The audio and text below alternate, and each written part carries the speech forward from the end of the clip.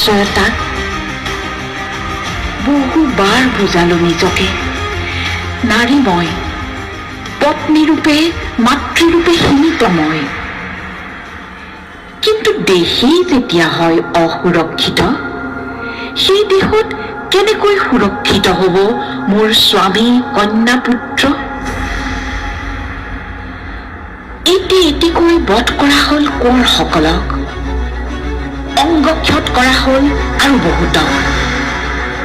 নিষ্কণ্টক কৰিবলৈ অযোগ্যজনৰ ৰাজপাট আৰু সুৰক্ষিত কৰিবলৈ দুষ্ট মন্ত্ৰী বিষয়াৰ ক্ষমতা। হেৰাই গ'ল কতজন সবল সুঠাম পাহোৱাল ডেকা।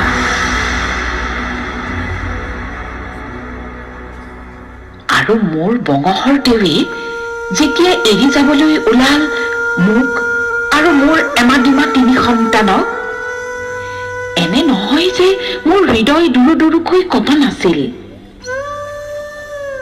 পিতায়ে দেখোন মোৰ বিয়াৰ দিনা কৈছিল মই সুৰক্ষিত ৰম স্বামীৰ হাতত আৰু বৃদ্ধকালত পুত্ৰৰ হাতত।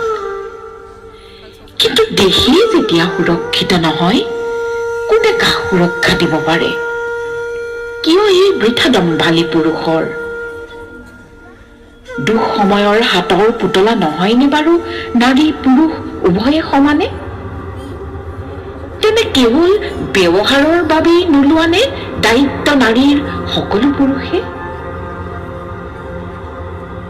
মই আইক কৰা প্ৰশ্ন কেইটি সেইদিনা নিজকে কৰিলো। হ'বই লাগিবনে আয়ে কোৱাৰ দৰে সীমা আমাৰ গৃহস্থালী আৰু সন্তান মাথো? যদি মই নহয় বুলি কওঁ, যদি মই বান্ধি নাৰাখো নিজকে, দেশৰ বাবে যদি ময়ো পণ লওঁ জীয়াই থকাৰ, দেশৰ বাবে যদি ময়ো পণ লওঁ প্ৰয়োজনত জীৱন দিয়াৰ, তেন্তে লাই লেচাই আৰু আইজনী? কিন্তু দেশ থাকিলেহে সিহঁতৰো জীৱন।